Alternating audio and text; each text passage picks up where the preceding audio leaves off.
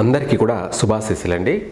శ్రీ విశ్వావసునామ సంవత్సరం 2026 పుష్యమాసం శనివారం రోజు నుంచి పుష్యమాసం ప్రారంభమవుతుంది.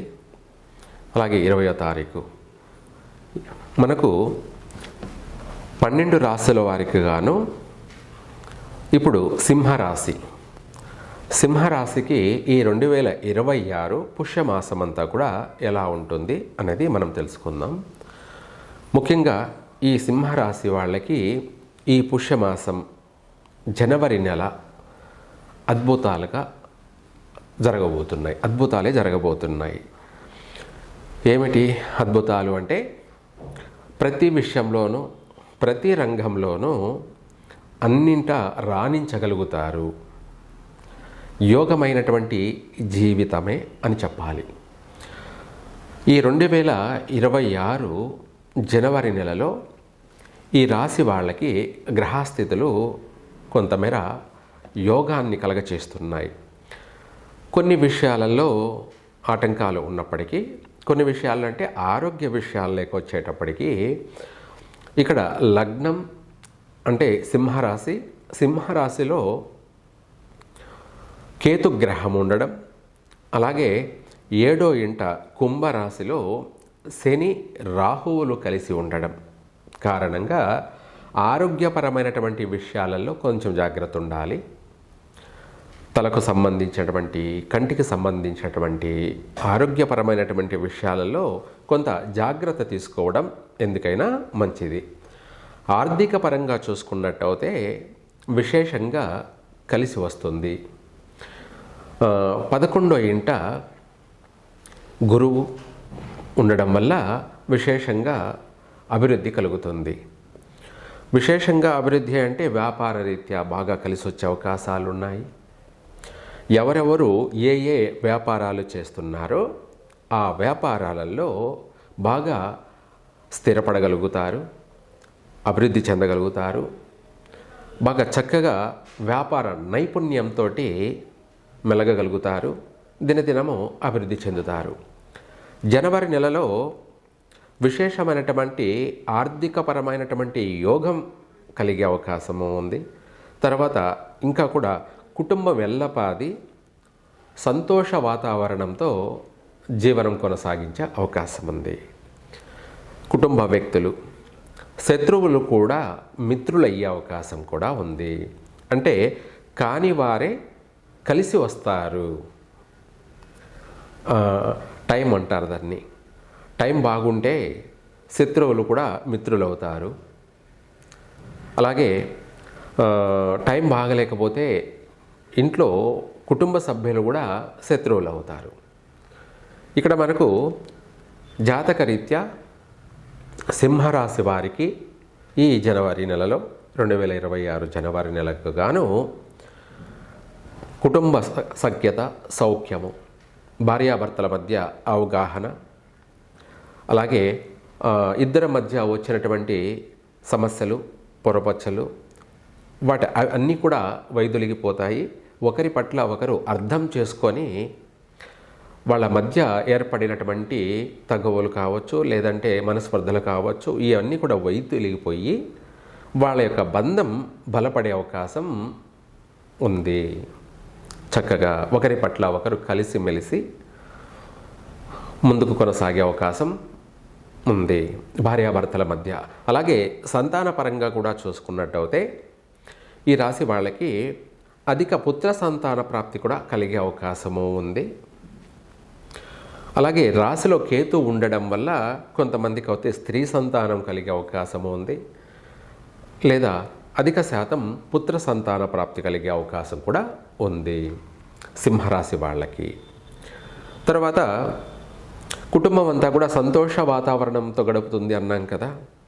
ఆర్థిక పరంగా ఏ రూపంలోనైనా కలిసి వస్తుంది కాబట్టి నూతన వస్త్ర లాభము, నూతన వస్తు లాభము అంటే ఎవరెవరో ఏదైతే కొనాలి అనుకున్నారో ఆ పని నెరవేరుతుంది. కొంతమంది ఆభరణాలు కొనాలనుకున్న వాళ్ళు ఆభరణాలు కొనడం, కొంతమంది వాహనాలు కొనాలనుకున్న వాళ్ళు వాహనం కొనడం కానీ, లేదా కుటుంబానికి సంబంధించినటువంటి వస్తువులు ఏదైనా సరే కొనడం జరుగుతుంది. అదే వస్తు లాభము. వస్త్ర లాభము, వస్తు లాభము, వాహన లాభము. అలాగే ఇంకా కూడా గట్టిగా ప్రయత్నం చేస్తే గృహలాభం కూడా కలిగే అవకాశం ఉంది.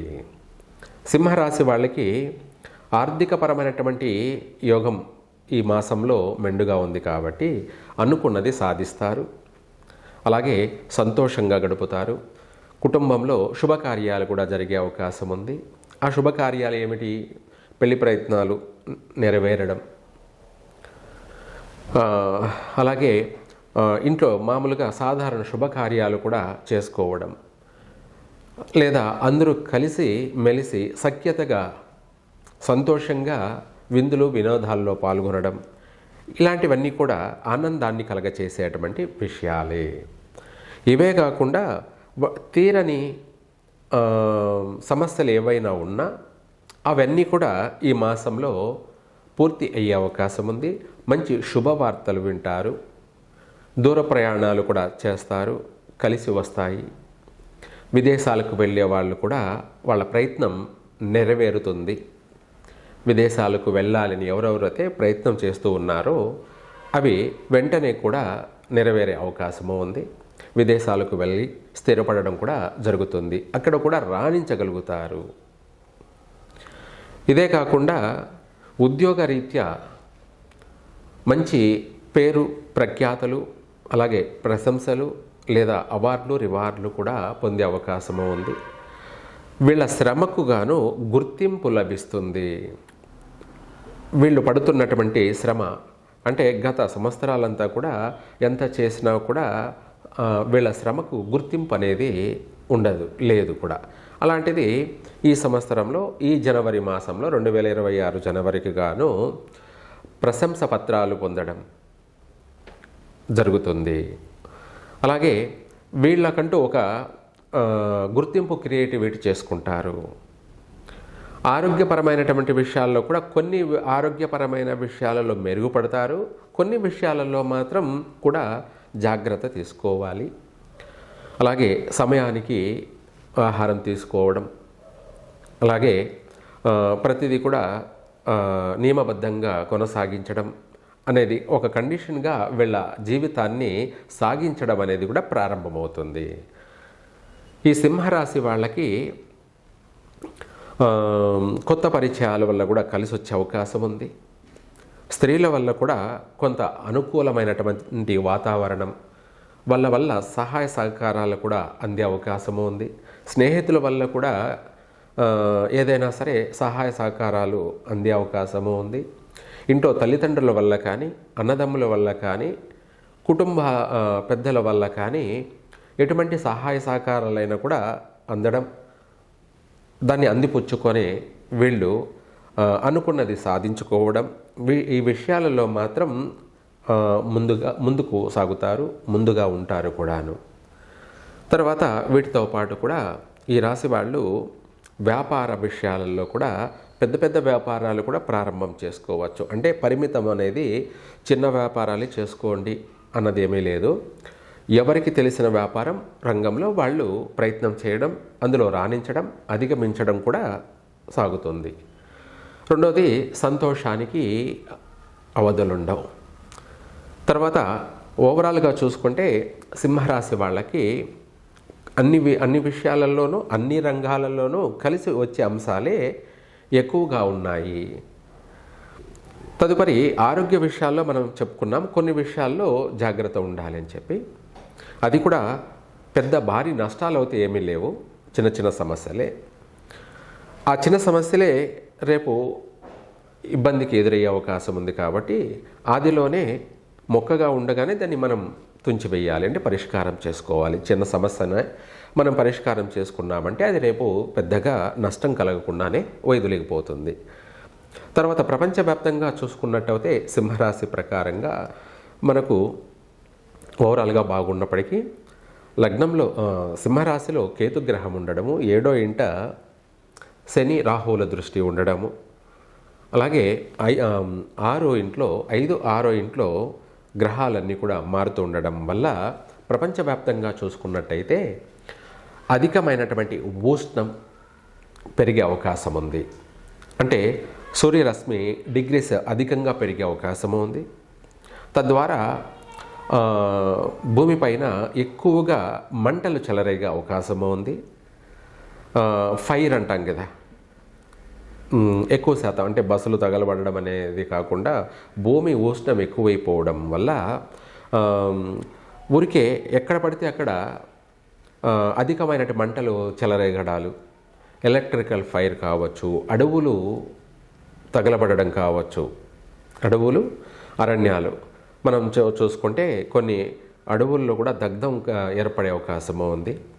వాటి వల్ల కొంత జంతువులు, మృగాలకి ప్రాణ నష్టం వాటిల్లే అవకాశము ఉంది.